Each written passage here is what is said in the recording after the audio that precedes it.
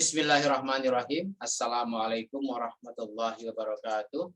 Alhamdulillah wassalatu wassalamu ala rasulillah amma ba'du. Saudaraku semua dimanapun Anda berada, alhamdulillah kita bersyukur kita bisa berjumpa lagi di channel Saung PRW untuk melanjutkan kajian-kajian yang dipersembahkan dari Saung PRW. Saudaraku semua, buat Anda yang baru bergabung, mohon maaf untuk bersabar dan kalau bisa tetap bisa mengikuti serial kita dari awal. Pada sesi ini kita kajian surat Al-Baqarah, ya mungkin Anda punya kesempatan untuk mengkaji dari ayat 1 dan seterusnya agar cerita yang ingin kita sampaikan bisa bersambung. Kemudian bagi Anda yang baru bergabung, jangan lupa untuk klik tombol subscribe dan like-nya ya, untuk bisa berpartisipasi dalam kajian ini agar kita bisa terus mengembangkan kajian ini agar bisa mendatangkan manfaat seluas-luasnya bagi kita semua. Hadirin sekalian, pada kesempatan ini kita akan membahas surat Al-Baqarah dari ayat 47 sampai 53. Pada pertemuan sebelumnya kita sudah membahas ayat 40 sampai 46, kita melanjutkan ayat 47 sampai 43. Pada kisah ini mungkin ada sedikit mungkin ada sedikit sesuatu yang ingin saya sampaikan, karena biasanya kita mendengar kisah tentang Nabi Musa di mana ketika itu kisah yang kita dapatkan selama ini, ada seorang raja yang sangat berkuasa, yang sangat angkuh, yang sangat zalim, di mana dia berkuasa dengan kekuatan super powernya, kemudian dia menindas rakyatnya, dan dia ingin berkuasa selama-lamanya, sampai dia menyatakan bahwa dia menjadi Tuhan bagi rakyatnya. Demi mempertahankan kekuasaannya, dia tetap menjaga, menindas bangsanya agar tidak tumbuh perlawanan-perlawanan dari arus bawah.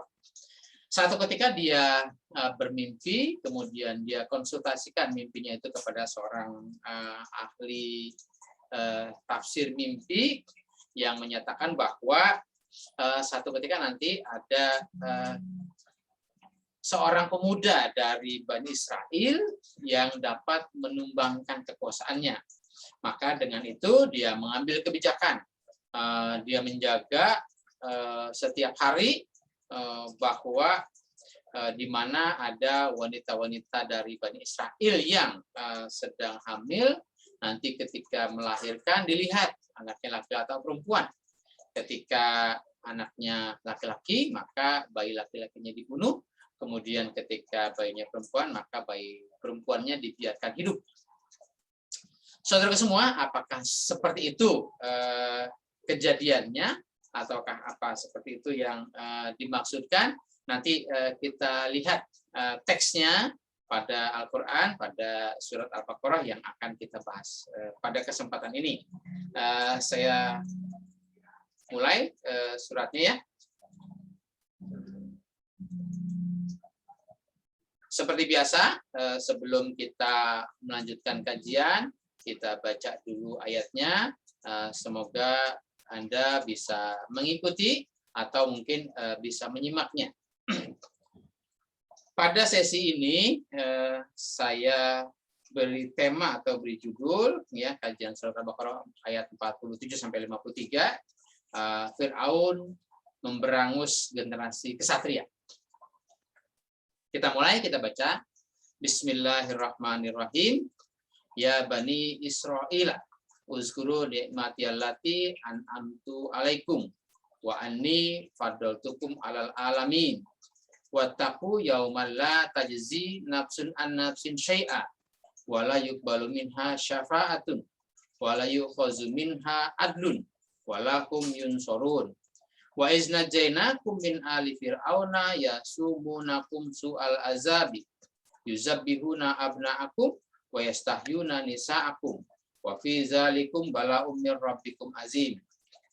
Wa is faraqna bikumul bahra fa anjaynakum wa agraqna ala fir'auna wa antum tanzurun. Wa iz wa'adna Musa arba'ina lailatan tsumma takhaztumul ijla min ba'dihi wa antum zalimun. Tsumma afawna ankum min ba'di dzalika la'allakum tashkurun. Wa iz atayna Musa al-kitaba wal furqana la'allakum tahtadun. Shadaqallahul azim. Seperti biasa, kita melanjutkan kajian bahasanya.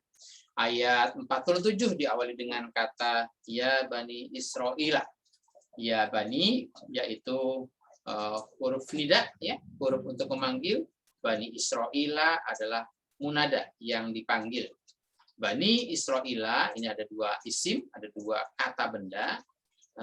Bani dan Israil, dua isim ini digabung jadi satu pengertian, satu makna, ya istilahnya idofah, ya namanya idofah. Kemudian Bani Israil itu dipanggil untuk apa? Untuk uzkuru nikmatiyallati an'amtu alaikum. Uzkuru ini adalah fi'il amr, ya, domirnya antum, antumnya kepada Bani Israil, ya, pada pihak kedua lawan bicara. Asal katanya zakarok, ya, mungkin kita sering mendengar istilah zikron, zikir, ya, uzkur, ya, fiil amarnya. Untuk fiil amar yang mufrad, yang tunggal, ya. Kemudian untuk uzkuru ini jamak. Kemudian domirnya antum, antumnya kepada Bani Israil, jadi fa'ilnya antum, fiilnya uzkuru. Kemudian maf'ulnya, objeknya nikmatiyah. Nikmatiyah ini maf'ulnya. Kemudian di sini ada nikmatun dan ada ya, ya. Nikmatun dan ya digabung menjadi nikmatiyah. Di sini juga ada dua isim, ya. Dua isim yang digabung jadi satu yang namanya idofah, ya. Mudhof dan mudhof ilaih. Kemudian allati. Allati ini adalah isim mausul. Isim mausul ini kalau untuk isim yang muzakkar dia pakai allazi. Kemudian isim yang muannas pakai allati. Allati ini menyambungkan atau menjelaskan tentang nikmatiyah. Kemudian allati ini isim mausul, maka dia punya jumlah silah yang menjelaskan maksud dan tujuan dari allati. Jumlah silahnya adalah an'amtu alaikum. An'amtu alaikum, an'amtunya adalah fi'il madi, domir anak, ya. An'amtu dari kata an'ama, an'amu, an'amat, an'amata, an'amna, an'amta, an'amtuma, an'amtum, an'amti, an'amtuma, an'amtunna, an'amtu, an'amna, ya. An'amtu domirnya anak, fi'il madi jadi anak itu sebagai fa'ilnya, kemudian an'ama fi'ilnya, alaikum, alaikum itu jar dan majrur yang muta'alliq kepada an'amma, ya, an'amtu, atau dia menjadi takdiyah, ya, menjadi maf'ul. Kemudian wa anni faddaltukum alal alamin. Ini ada wawunya itu huruf sambung, ya. Anni itu dari kata anna, ya. Anna ditambahkan ya jadi anni. Nah, anna itu sama seperti inna, dia menasabkan isim dan merofakkan khobar. Isim yang dinasabkan di sini harusnya wa an anak, gitu kan? Tapi anak itu adalah domir rofak, ya. Sedangkan ada anak itu atau ani, dia harus domirnya domir nasab, ya. Jadi yang dipakai adalah ya. Ani, ya. Jadi isim anaknya adalah ya, atau anak apa, atau anak sebagai kata apa, saya, aku, ya. Kemudian khobar anaknya adalah faddaltukum alal alamin. Faddaltukum alal alamin ini bentuknya jumlah fi'liyah, ya. Dari kata faddola, ya. Faddola menjadi faddaltu, ya. Faddaltu ini fi'ilnya faddola. Tuknya pengganti anak itu menjadi fa'il, ya, jadi fa'ilnya anak. Kemudian kumnya adalah maf'ul, ya. Kemudian alal alamina, alanya huruf jar, al alaminanya majrur, majrurnya dengan ya dan nun, ya. Ini adalah muta'alliq, ya, menjelaskan faddaltukum. Kemudian kalau tadi ada fil amr uzkuru nikmatiyah, di sini ada fil amr lagi. wattaqu yauman. Ittaqu yauman. Wa-nya huruf sambung, ittaqunya fi'il amr ya. Domir antum. Kemudian yauman, yaumannya menjadi maf'ulnya. Jadi antum fa'ilnya, ittaqunya fi'ilnya, yaumannya maf'ulnya. Nah, yauman ini itu dijelaskan ya oleh la tajzi nafsun an nafsin syai'a. Di sini la tajzi nafsun an nafsin syai'a menjadi sifat ya, menjelaskan tentang yauman. Yauman itu seperti apa? Seperti la tajzi nafsun an nafsin syai'a. Ini adalah jumlah fi'liyah ya, diawali dengan la. La ini huruf nafi ya, menyatakan tidak. Tajzi ini fi'il mudhore ya, domirnya hiya ya. Kemudian nafsun ini barisnya domah ya, barisnya domah, kemudian dia menjadi fa'il ya, karena statusnya dia marfu ya, menjadi fa'il dari tajzi. Jadi nafsun an nafsin ini menjadi satu paket ya, satu kata ini ya. Nafsun an nafsin, an-nya huruf jar, nafsinnya majrur. Jadi nafsun an nafsin ini menjadi satu kesatuan ya. Kemudian dia menjadi fa'il dari tajzi.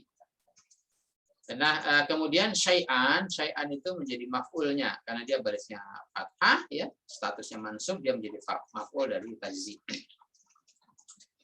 Berikutnya situasi yauman yang kedua adalah wala yuqbalu minha syafa'atun ya.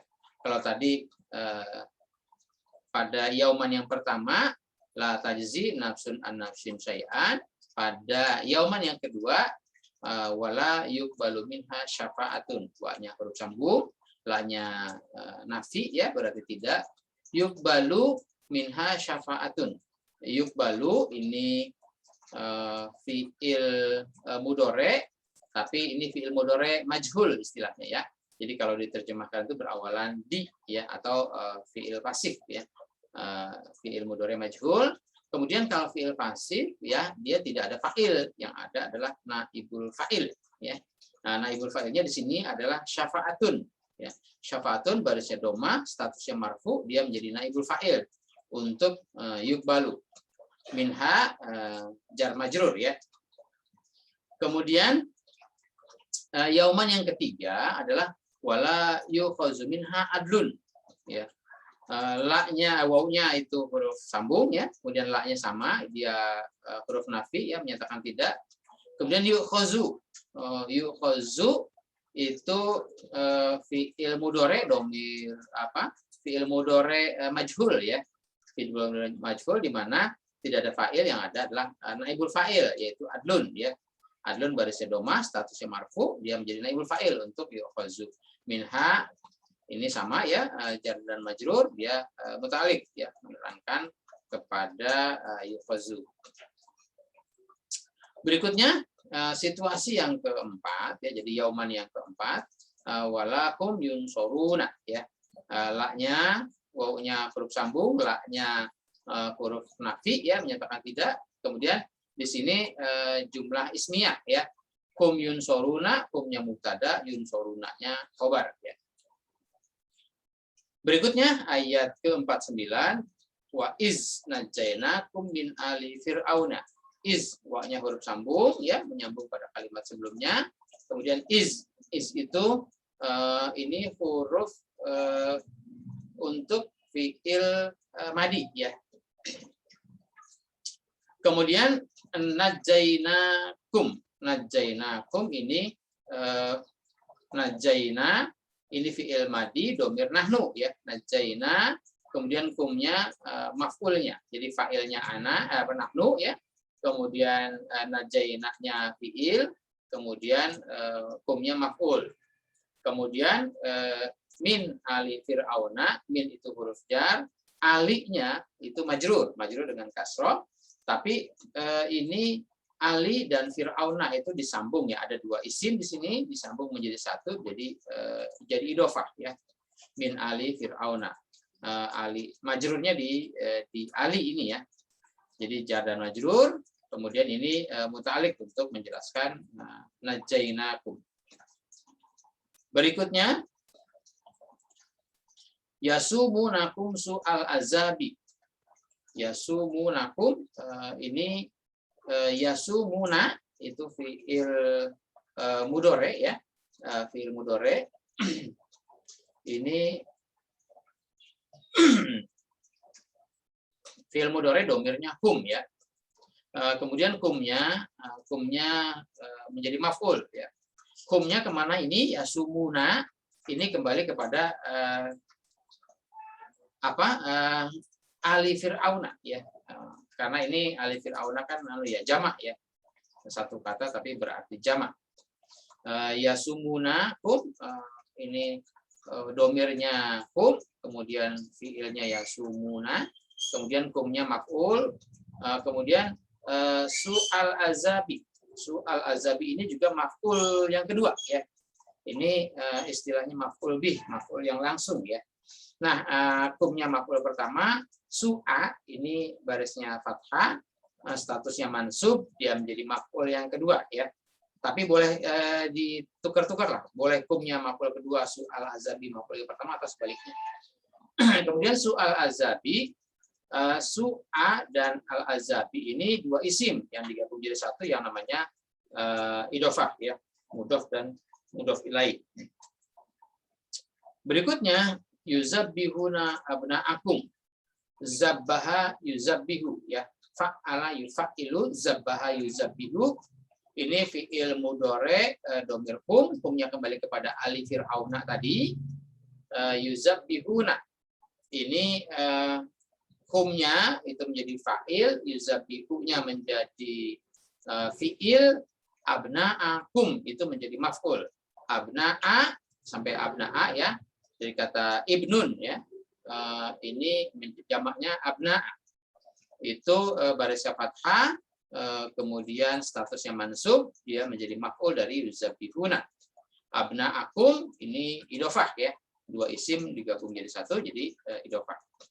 Kemudian wa'nya huruf sambung, yastahyuna nisa'akum. Yastahyuna nisa'akum sama ini yastahyuna domir humnya kembali kepada ali fir'auna. Yastahyunya itu fi'il mudhari ya, dari kata hayyun itu ya. Yastahyu, kemudian nisa'akum. Nisa'a ini barisnya fathah, statusnya mansub, dia menjadi maf'ul dari yastahyuna. Kumnya nisa'akum itu menjadi idhofah. Berikutnya wa fi zalikum bala'un mir rabbikum azim ya. Nah, ini wa'nya huruf sambung, fi zalikum. Fi-nya huruf jar, zalikumnya majrur ya. Fi huruf jar, zalikumnya majrur. Kemudian ini jar dan majrur itu menjadi khobar ya. Untuk bala'un. Bala'unnya barisnya domah, statusnya marfu, kemudian dia menjadi mubtada karena ini jumlah ismiyah. Kalau jumlah ismiyah adanya mubtada dan khobar ya, pokok kalimat dan predikat ya. Nah, bala'un ini disebutkannya di belakang, sedangkan khobarnya di depan. Wa fi zalikum bala'un. Ini fi zalikumnya khobar, bala'unnya mubtada. Nah, karena mubtadanya ini bentuknya nakirah ya, tidak pakai alif lam. Biasanya mubtada yang nakirah ditempatkannya di belakang, khobarnya di depan ya. Kalau mubtada yang ma'rifah itu biasanya ditempatkannya di depan ya, khobarnya di belakang. Kemudian bala'un min rabbikum ya, minnya huruf jar, rabbinya majrur karena baris kasrah ini dia majrur dengan kasrah. Rabbikum ini idhofah ya. Kemudian ini juga bisa bala'un min rabbikum ini menjadi khobar untuk bala'un ya.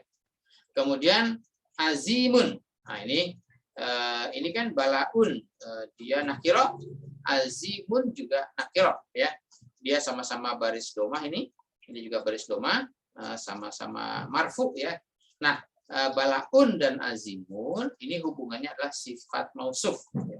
Ini isimnya, kata bendanya, ini sifatnya. Jadi bala'un azimun itu menjadi sifat mausuf. Kemudian keterangan lainnya adalah wa fi zalikum dan min rabbikum balaun azimun min rabbikum. Berikutnya wa iz farakna bikumul bahra, ya. Iz lagi, ya, iz itu huruf untuk tanda fi'il madi. Farakna itu dari kata faroko, ya.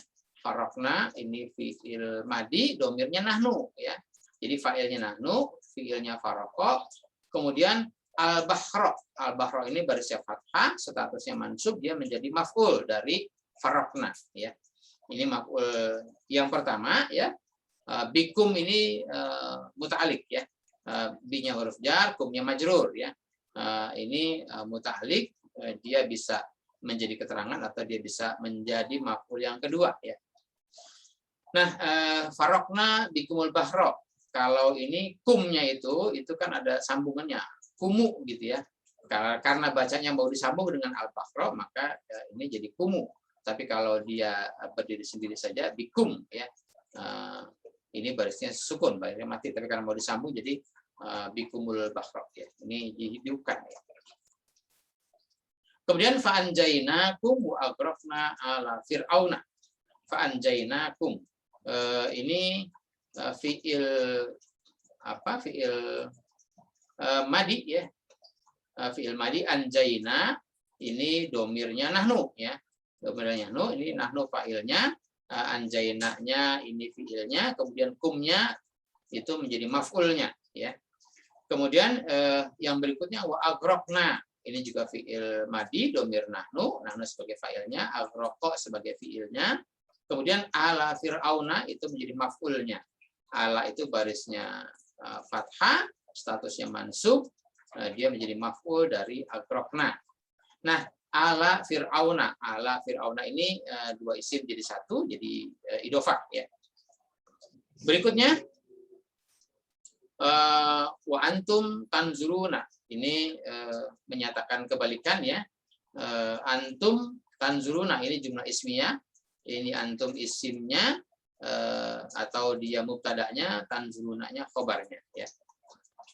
Kemudian wa iz wa'adna Musa arba'ina lailatan. Iz ini juga tanda untuk fi'il madi, ya. Kemudian wa'adna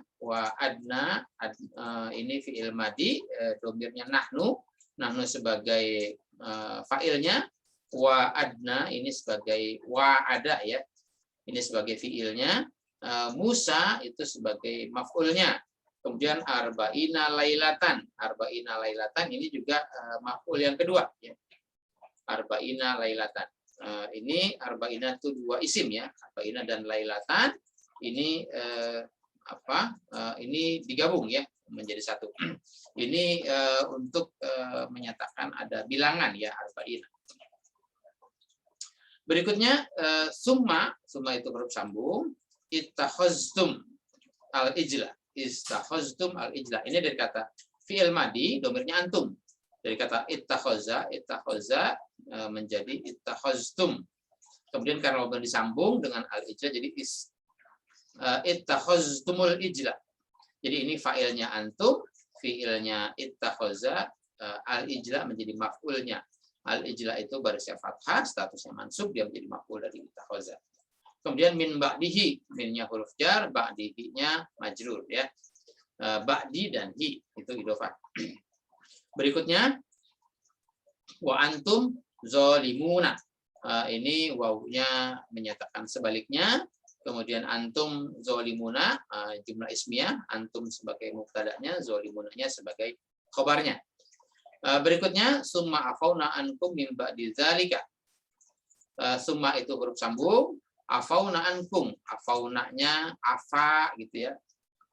Afauna ini fi'il madi, domirnya nahnu sebagai fa'ilnya, afa sebagai fi'ilnya, ankum itu jar dan majrur sebagai muta'alik, ya, atau dia menjadi maf'ul, ya, menjadi takdiyah untuk afa. Kemudian min ba'di dzalika, minnya huruf jar, ba'dinya majrur, zalikanya, ba'di zalikanya idofah, ya. Ini jar majrur, dia muta'alik kepada afa, ya, afauna. Berikutnya la'allakum tashkuruna. La'alla dan kum, ya. La'alla dan kum. La'alla ini seperti inna, ya. Dia menasabkan isim dan merofakkan khobar. Isim yang dinasabkan adalah kum. Kum itu pengganti dari antum. Jadi kumnya atau antumnya sebagai isim la'alla, tashkurunanya sebagai khobar la'alla. Berikutnya wa iz ataina Musal kitaba wal furqana. Iznya tanda untuk fi'il atau huruf untuk fi'il madi, ya. Ataina ini fi'il madi, domirnya nahnu, ya. Jadi nahnunya sebagai fa'ilnya, ya, ataina ini sebagai fi'ilnya, dan Musa itu sebagai maf'ulnya. Kan kemudian alkitabah ini barisnya fathah, statusnya mansub, dia juga menjadi maf'ul. Kemudian al-furqana, wawunya itu ataf, ya. Al-furqana barisnya fathah, statusnya mansub, dia juga menjadi maf'ul. Jadi ataina Musa alkitab wal furqana ini ada 3 maf'ul, ya. Maf'ul yang pertama Musa, yang kedua alkitabah, yang ketiga al-furqana. Bisa saja Musa menjadi maf'ul yang kedua, tidak masalah, ya. Misalnya ataina alkitab wal furqana kepada Musa. La'alakum tahtadun. La'ala sama, ya. Dia menasabkan isim dan merofakkan khobar. Kumnya adalah isimnya atau pengganti antum. Jadi antum atau kum sebagai isim la'ala. Jadi mubtada'nya, tahtadunanya sebagai khobarnya. Saudaraku semua, itu penjelasan berkaitan dengan bahasanya. Kita lanjutkan untuk membahas atau mengkaji maknanya, ya, setelah kita sedikit memahami kajian bahasa.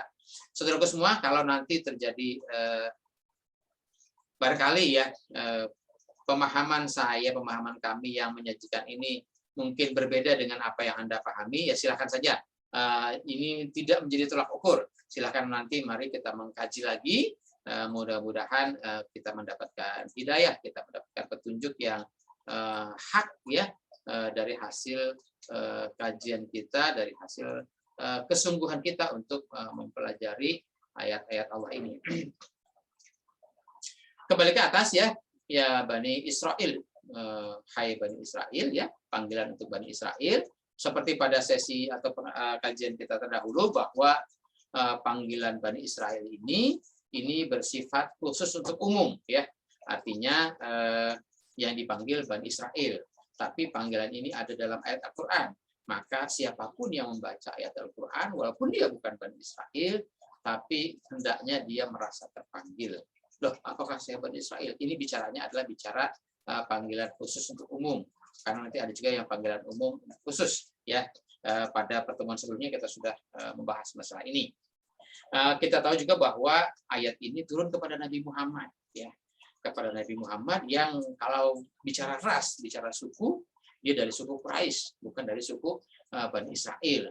Kalau memang ini ayat ini nggak berlaku buat suku Quraisy, hanya berlaku untuk Bani Israel, ya sudah, ngapain juga Nabi Muhammad menerima ayat ini, ya. Tapi ini Allah ingin menjelaskan kisah kepada Nabi Muhammad tentang kisah Rasul sebelumnya, yaitu kisah Nabi Musa dan kisah Bani Israel, agar semua menjadi pelajaran dari apa yang dikisahkan.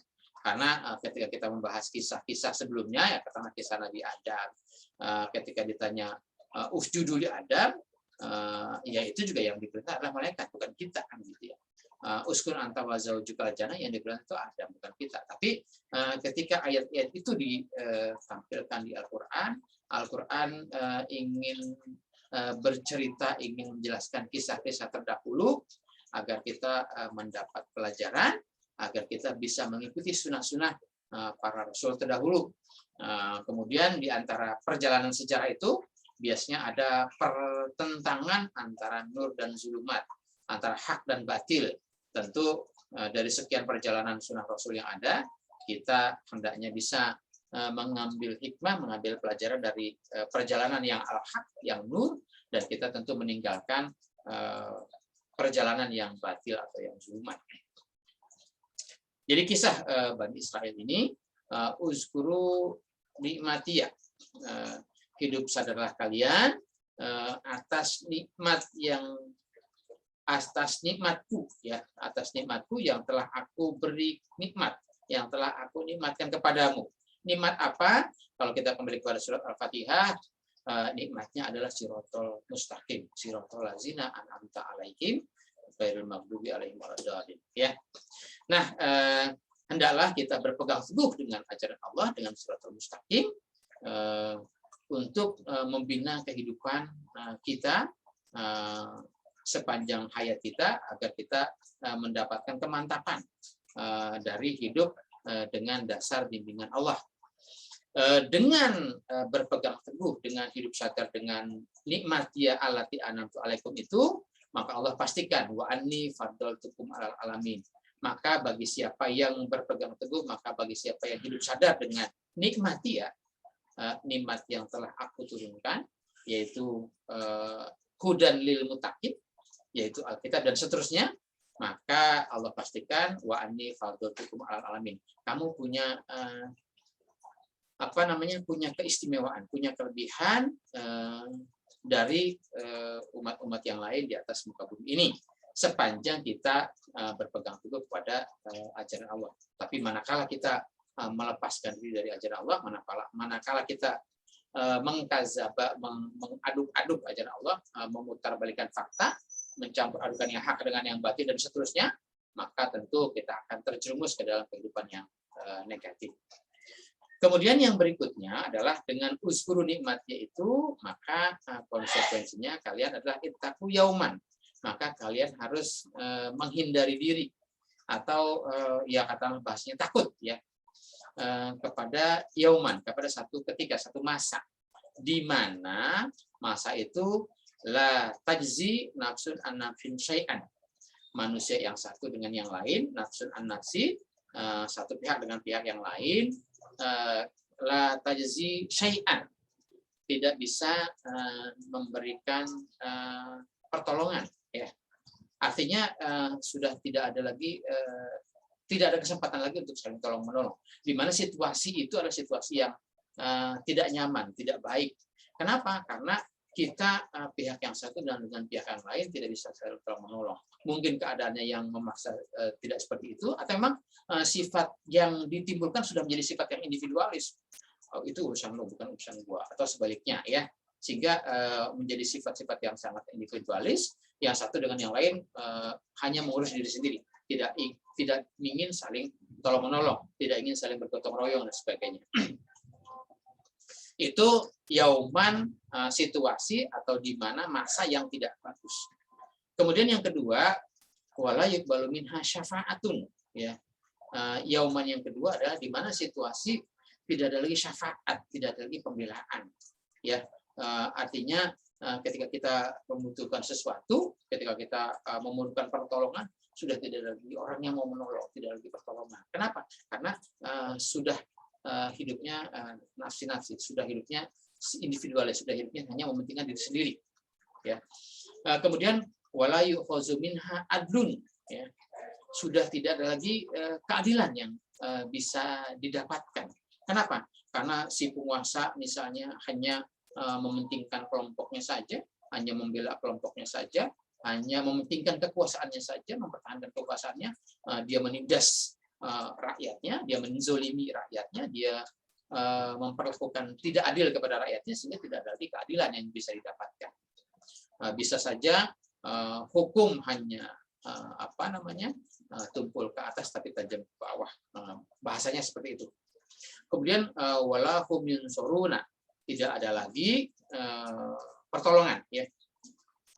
Saudaraku semua, ketika kita berpegang teguh dengan atau uzkuru nikmati allati, hidup sadar dengan pedoman Allah, yaitu siratal mustaqim, maka kehidupan tentram aman, kehidupan yang sejuk, kehidupan yang aman nyaman itu akan tercipta. Tapi manakala kita tidak mau berpegang teguh, tidak mau uzkuru, tidak mau hidup sadar dengan ajaran Allah, maka situasi yang akan kita dapatkan adalah situasi yang yauman la tajzi nafsun an nafsin syai'a wala yuqbalu minha syafa'atun wala yu'khazu minha adl wala hum yunsurun. Situasi seperti itu yang akan kita alami manakala kita tidak mau berpegang teguh dengan ajaran Allah.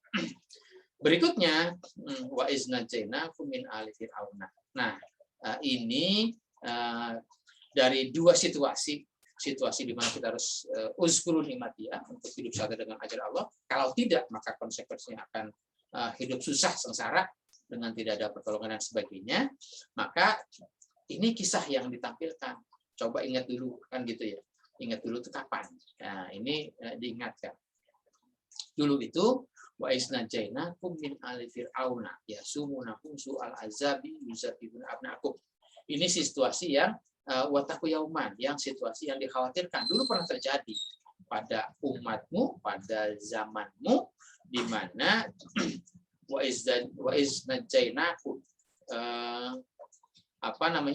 situasi di mana kami pernah menyelamatkan kamu dulu dari situasi di mana si ahli Fir'aun, ya, waktu itu Fir'aun dengan para kroniknya, dengan para gerombolannya, dengan para pengikutnya, dengan para, ya katakanlah dengan para teknokrasinya, dengan partai pendukungnya, dengan buzzer-buzzer pendukungnya dan seterusnya, yasumunakum su'al azabi, ya, mereka menimpakan kehidupan azab kepada kalian, kehidupan susah, kehidupan sengsara kepada kalian, yaitu kehidupan yang dimana itaku yauman tadi ada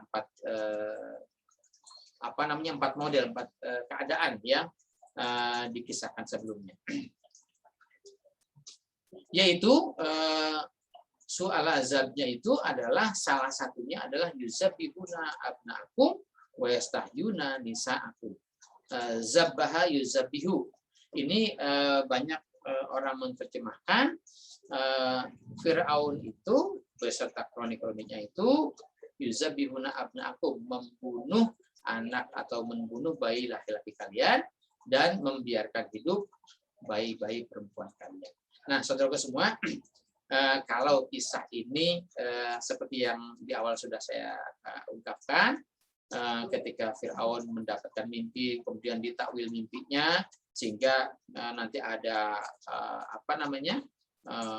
seorang anak, seorang generasi dari Bani Israel yang ingin menjatuhkan kekuasaannya, maka dengan itu dia membunuh setiap bayi-bayi yang lahir. Nah, saudaraku semua, kalau kita ya katakanlah ini situasinya benar apa tidak, kan gitu ya, tapi ini kita menganalisa berdasarkan catatan sejarah yang diungkapkan oleh Al-Quran. Yang kita tahu bahwa Al-Quran itu di depannya sudah menyebutkan la raiba fihi, tidak ada keraguan di dalamnya. Nah, hadirin sekalian, yang penting kita ingin memaknai, ingin memahami apa yang diungkapkan oleh Al-Quran. Andai kata benar-benar setiap bayi yang lahir itu dibunuh, entah itu dipancung, entah itu dikubur, dan sebagainya. Kalau ini kisah terjadi kepada Nabi Musa, ya. Nah, ketika angkatannya Nabi Musa ini dibunuh, ya, bayi-bayi angkatannya dari Musa dibunuh, bayi laki-lakinya, maka pertanyaannya adalah ketika Musa ini dewasa, teman-temannya Musa itu yang laki-laki siapa? Kenapa? Karena seangkatan umurannya tidak, bayi-bayi laki-lakinya dibunuh. Artinya ketika Musa itu dewasa, ya mungkin katakanlah usianya 25-30 tahun, Musa itu nggak punya teman, nggak punya rekanan, nggak punya teman-teman seangkatan yang laki-laki. Apakah kenyataannya seperti itu? Ya, buktinya banyak umat-umat Nabi Musa yang dari kalangan Bani Israel yang seusia Nabi Musa.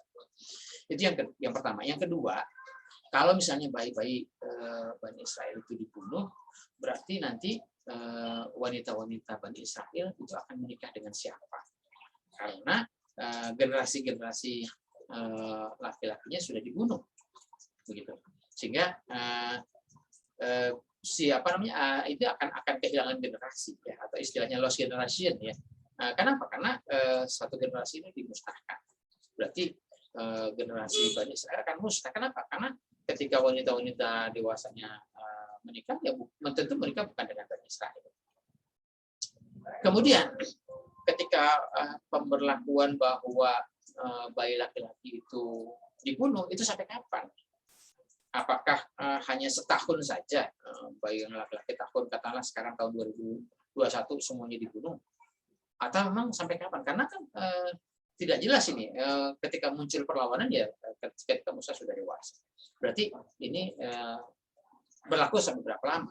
Kalau berlaku katakanlah sampai 25 tahun ke depan ya berarti habis itu generasi Bani Israil. Ya. Itu hal-hal yang perlu kita pertanyakan. Kalau memang itu hal seperti itu ya. Artinya ketika Musa dewasa, Musa ini menjadi lelaki sendirian dari Bani Israel, sedangkan yang lain-lainnya adalah generasi perempuan, generasi wanita. Ya. Saudara semua, saya memahaminya begini. Abna'a ibnun itu adalah bahasa terjemahan itu adalah anak laki-laki. Tapi kalau ini menjadi bahasa ungkapan, maka saya mengungkapkannya ini adalah generasi jantan, generasi kesatria, generasi pemberani. Kalau nisakum itu generasi wanita, generasi ya katakanlah yang punya kelemahan, ya. Jadi ketika si Fir'aun ini berkuasa, dia menindas rakyatnya, dia memeras rakyatnya, dia berkuasa semena-mena. Kemudian ketika dia otomatis lah ya hukum alam ini terjadi dimanapun negara, dimanapun keadaan, ketika sang penguasa ini berkuasa dengan menindas rakyatnya, pasti akan ada perlawanan dari rakyatnya. Entah itu perlawanan besar maupun perlawanan kecil ya, cepat atau lambat pasti akan ada perlawanan. Makanya kepada siapapun yang sedang berkuasa diingatkan, jangan berkuasa dengan sewenang-wenang, jangan berkuasa dengan menindas rakyatnya, menyengsarakan rakyatnya. Karena apa? Karena kekuasaan yang kita terima itu adalah amanah, amanah untuk mengabdi kepada seluruh bangsa, agar bangsa ini yang telah menitipkan amanah kepada kita, kita bisa mengabdi dengan semaksimal mungkin, membuat mereka itu sejahtera, membuat mereka itu hidup nyaman. Bukan malah sebaliknya, hartanya dikuras habis, warganya ditindas, ya, sehingga nanti timbul riak-riak perlawanan.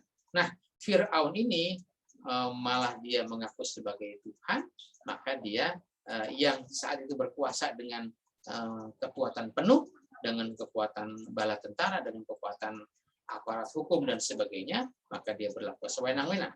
Dia tidak ingin ada orang yang mengkritiknya, dia tidak ingin ada orang yang mendemonya dan seterusnya. Maka ketika mulai kritik-kritik, ketika mulai cuitan-cuitan bahasa-bahasa yang mengkritisi kekuasaannya, maka ini dianggap sebagai provokator. Ini dianggap sebagai benih-benih perlawanan. Maka segera ditumpas, ya. Entah itu dari kalangan pemudanya, ya, mahasiswanya, pelajarnya, ketika mulai letupan-letupan untuk melakukan perlawanan, mungkin perlawanannya secara konstitusional misalnya, maka ini segera diredam, segera ditumpas, segera dimusnahkan, ya. Atau mungkin perlawanan itu datangnya dari kalangan-kalangan ulamanya, maka ulama-ulamanya ya dibully, ya dikriminalisasi, ya dipenjara dan sebagainya, ya, dengan undang-undang yang karena dia adalah yang membuat undang-undang, ya dengan undang-undang yang ada dia perlakukan sewenang-wenang kepada orang-orang yang mengkritisinya, ya. Jadi ketika tumbuh generasi-generasi satria, generasi-generasi pemberani, generasi-generasi yang mau menentang kezaliman, yang mau menentang ketidakadilan, maka buru-buru ditumpas, ya, dibunuh, tidak diberikan kesempatan. Ya barangkali mungkin dipenjarakan, ya mungkin kriminalisasi dan seterusnya. Ya, itu yang terjadi, ya, dengan Fir'aun beserta koloni-koloninya yang sedang berkuasa menumpas, menindas warga Bani Israel. Kemudian satu sisi kepada pihak-pihak yang nisa'akum, itu kepada pendukung-pendukung, kepada kelompok-kelompok yang memang punya kelemahan, ya, yang mungkin mereka hanya memberikan laporan-laporan yang penting Bapak senang ya, ABS gitu ya. Ya justru dengan kelompok-kelompok seperti ini dipelihara, diberikan posisi, diberikan jabatan, entah itu jabatan-jabatan di pemerintahan, jabatan-jabatan di ya komisaris BUMN atau apalah gitu ya. Yang penting kelompok-kelompok yang tidak melakukan perlawanan, kelompok-kelompok yang memang mungkin dari kalangan tokoh-tokoh masyarakat tapi tidak punya keberanian untuk menentang ketidakadilan, ya justru kelompok-kelompok itu yang direkrut, dipelihara, diberikan fasilitas, diberikan jabatan. Sebaliknya kelompok-kelompok atau generasi-generasi atau figur-figur yang berani menentang, yang berani melakukan perlawanan, ya mereka yuzabihuna abna'akum. Dan itu setiap masa, setiap periode yauman itu terjadi dimanapun di muka bumi ini selalu pasti ada orang yang berkuasa ingin mempertahankan kekuasaannya, maka dia menindas orang-orang yang ada di bawahnya. Wa fi dzalikum bala'un min rabbikum azim, ya ini menjadi balaun ya, menjadi ya bencana ya, bencana bagi umat-umat yang tidak berani melakukan perlawanan, selamanya dia akan ditindas. Kemudian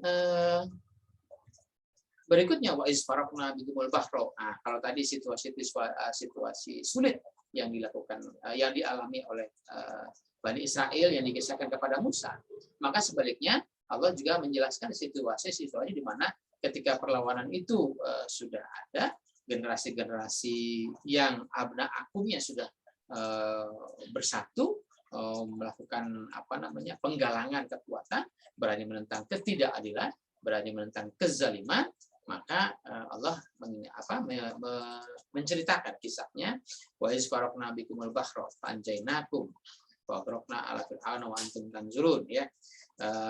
Ketika Allah tuh membelah lautan ya, al-bahra, kemudian menenggelamkan Fir'aun dan kelompok-kelompoknya, wa antum tanzurun, dan Anda menjadi saksi, Anda menyaksikan. Saudaraku semua, ini kalau kajiannya dengan al-bahra banyak tafsir ya. Apakah betul ada kisah yang pernah selama ini kita dengar, selama ini kita terima, ketika Musa berlari sampai ke lautan, kemudian menghindari kejaran itu, akhirnya tongkatnya Musa dipukulkan ke pantai, ke permukaan laut, lautnya terbelah sehingga Musa bisa menyeberang, dan selanjutnya Fir'aun mengejar dan Fir'aun ditenggelamkan. Apakah itu seperti itu yang terjadi? Kajian ini belum bisa saya ungkapkan lebih banyak. Karena apa? Karena ini baru hanya satu kata yang menyebutkan soal al-bahra. Mungkin kita butuh dukungan-dukungan ayat yang lain di surat-surat yang lain, dan insya Allah pada kesempatan yang lain kita sampai pada kajian-kajian tentang itu akan kita bahas lebih detail bagaimana ayat-ayat lain menyatakan soal kisah al-bahra ini. Apakah betul-betul tenggelam memang di lautan atau memang ada bahasa ungkapan yang ingin disajikan. Kemudian wa izwa adna Musa arba'ina lailatan. Nah, ini pada kisah lain ya kan. Jadi kalau bicaranya dari peristiwa Musa remaja lah katakanlah, kemudian sampai ada perlawanan, kemudian sampai Fir'aunnya ditenggelamkan dan sebagainya, itu kan butuh rentang waktu yang cukup lama. Tapi kan ini ayatnya langsung ya.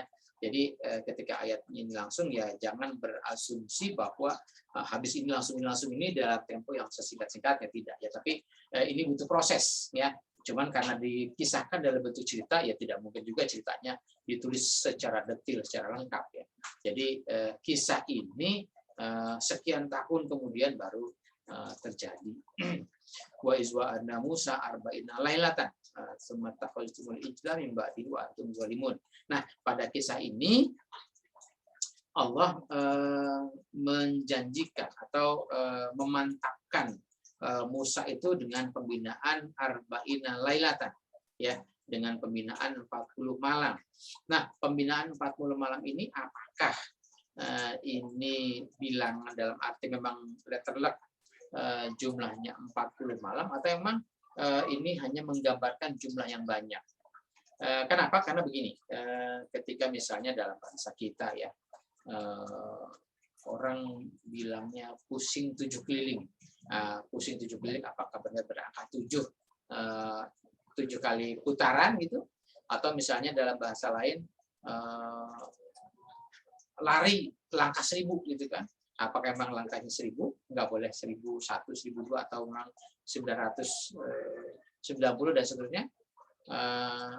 Atau memang ada ungkapan lain. Jadi kadang-kadang ada bahasa yang memang menunjukkan bilangan, itu memang bilangan itu betul-betul sesuai dengan angkanya, atau memang hanya sebagai ungkapan bahasa saja. Nah, wa izwa ada Musa arba'ina lailatan, ini juga saya belum bisa menyimpulkan apakah ini betul-betul bilangan 40 malam, atau memang ini pada bilangan-bilangan pada malam-malam di mana Musa melakukan pembinaan di setiap malam. Kalau sebetulnya kita sudah saya ungkapkan di channel ini kaitannya dengan surat Al-Muzammil misalnya, maka surat Al-Muzammil itu ada kegiatan waratil Qur'an tartila, kegiatan mengkaji Al-Qur'an di setiap malam, yang waktunya adalah bisa 1/3, bisa setengah, bisa 2/3 malam. Itu untuk kegiatan ratil Qur'an tartila. Apakah arba'ina lailatan ini adalah pembinaan Nabi Musa menerima wahyu, mengkaji Taurat, mempelajari Taurat dan sebagainya, sehingga setelah katakanlah melewati sekian periode, Taurat itu disampaikan kepada umatnya, atau bagaimana? Atau misalnya seperti kisah Nabi Muhammad sendiri kan gitu ya. Nabi Muhammad juga kan dia berkhalwat di Gua Hira ya, beberapa malam sampai akhirnya datang malaikat Jibril yang memberikan wahyu kepada Nabi Muhammad. Tapi dari perjalanan arba'ina lailatan yang dilakukan oleh Musa itu, sebaliknya umat Nabi Musa itu summa takhaztumul ijla min ba'dihi. Jadi Musa melakukan kajian pada program arba'ina lailatan itu, sebaliknya kajian yang dilakukan oleh Musa justru oleh umatnya tidak dipakai, tidak digunakan. Justru mereka mengambil al-ijla min ba'dihi ya. Kalau al-ijla ini banyak orang menerjemahkannya mengambil anak sapi sebagai sembahan. Ini apakah benar-benar umatnya Nabi Musa itu menyembah anak sapi kan gitu ya. Ini apakah memang ini menjadi bahasa ungkapan ya. Saudara semua, kita tahu bahwa kajian kita ini adalah di surat Al-Baqarah ya. Surat Al-Baqarah ini, Baqarah itu menjadi nama surat ya.